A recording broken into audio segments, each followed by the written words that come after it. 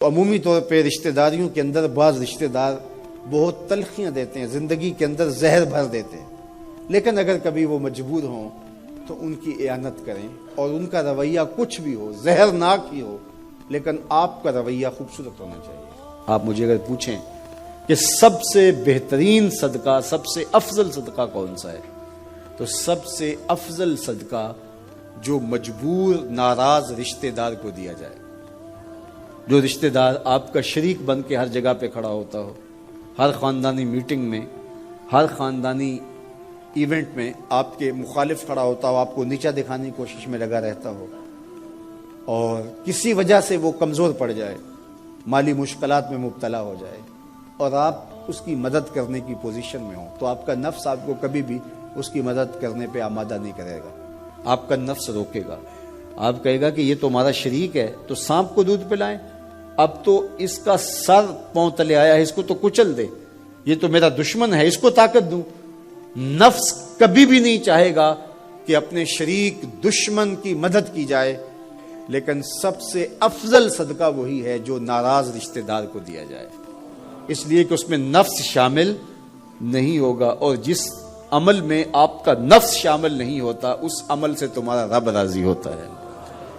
تو رشتہ داروں کے ساتھ سلوک اچھا کرنا، رشتہ داروں کے ساتھ رویہ خوبصورت کرنا، یہ تمہاری زندگی کا اسلوب۔ مجھے بتائیے، اہل مکہ نے، حضور کے رشتہ داروں نے حضور کے ساتھ کیا سلوک نہیں کیا تھا؟ اوجریاں ڈالیں، کانٹے پھینکے، راہوں میں گڑھے کھودے، اذیتوں کے پہاڑ کھڑے کیے، اور کیا کیا مصیبتیں نہیں تھی۔ حضور شہر مکہ سے چلے گئے مدینہ المنورہ۔ اب جب فتح مکہ ہوا تو حضور جب تشریف لائے تو ناقہ پہ سوار ہیں،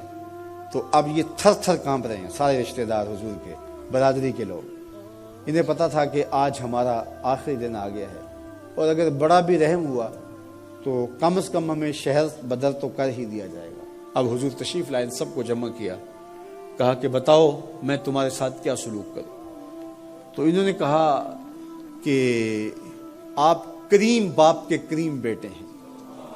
ہمیں آپ سے اچھے سلوک کی توقع ہے، اور ان کو توقع یہ تھی کہ ہمیں قتل نہ کیا جائے، شہر سے نکال دیا جائے۔ تو آقا کریم نے فرمایا اذهبوا انتم الطلقاء، جاؤ چلے جاؤ، میں تمہیں معاف کرتا ہوں۔ اور آج تم سے وہی کہتا ہوں جو حضرت یوسف علیہ السلام نے اپنے بھائیوں سے کہا تھا،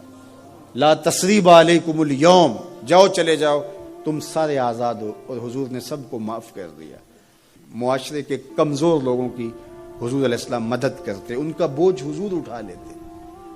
دکھیوں کا، کمزوروں کا، لاچاروں کا بوجھ اٹھانے کا مزاج پیدا کرو، لوگوں کی ضرورتوں کو پورا کرنے کی کوشش کرو،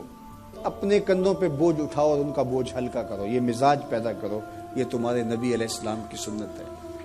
وہ چاہے تمہارا دشمن ہی کیوں نہ ہو، لیکن اس کا بھی بوجھ کم کرو، اس کا بوجھ اپنے ذمہ لو۔ جس کا کوئی کمانے والا نہیں، معذور ہے، اپاہج ہے، لاچار ہے، زیادہ بچوں کا بوجھ ہے، اور ذرائع آمدن تھوڑے ہیں، تو آپ کثیر العیال لوگ ہیں جن کا کوئی مددگار نہیں ہے، آپ ان کی مدد کرتے ہیں، ان کے کام آتے ہیں، آپ ان کے لیے کمائی کرتے ہیں۔ یہ بات ذہن میں رکھیے، کمائی کرتے ہوئے 3 نیتوں کا استحضار رہنا چاہیے، 3 نیتیں آپ کے ساتھ جڑی رہنی چاہیے، تو آپ کا کاروبار، آپ کا رزق کمانا بابرکت ہوگا۔ اگر چوتھی چیز جڑ گئی تو آپ کے کاروبار میں، آپ کے رزق میں پیچیدگیاں آنا شروع ہو جائیں گے۔ سب سے پہلی نیت آپ کے ساتھ یہ جڑی ہو، عموماً ہم سب کے ساتھ یہ نیت جڑی ہوتی ہے، اور وہ یہ کہ ہم اپنی ضروریات کو خود پورا کریں اور سوال کی ذلت سے بچیں۔ دوسرا مقصد، جو میرے زیر کفالت لوگ ہیں، وہ بچے ہیں، بیوی ہے، بوڑھے والدین ہیں، وہ چھوٹے بہن بھائی ہیں، یا جو لوگ بھی میرے زیر کفالت ہیں، ان کی ضروریات کو میں نے پورا کرنا ہے، اور اس کے لیے میں یہ رزق کما رہا ہوں۔ تیسرا مقصد ہمارے ساتھ جڑا ہونا چاہیے، اور جب بھی ہم کمائی کر رہے ہیں تو ہمارے ذہن میں یہ بات ہو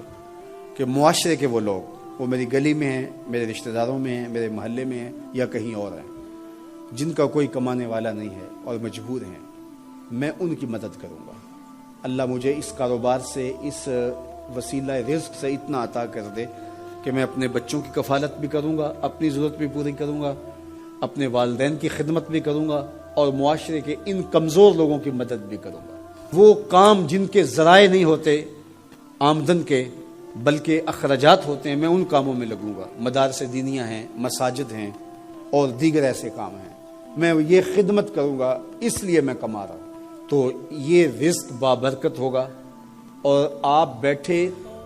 اپنے دفتر کی کرسی پہ ہوں گے، تمہارا رب تمہارے نامہ اعمال میں ثواب لکھا رہا ہوگا، فرشتے نیکیاں لکھ رہے ہوں گے۔ تو یہ سراسر دین ہے، یہ سراسر اچھائی ہے، نیکی ہے، عبادت ہے۔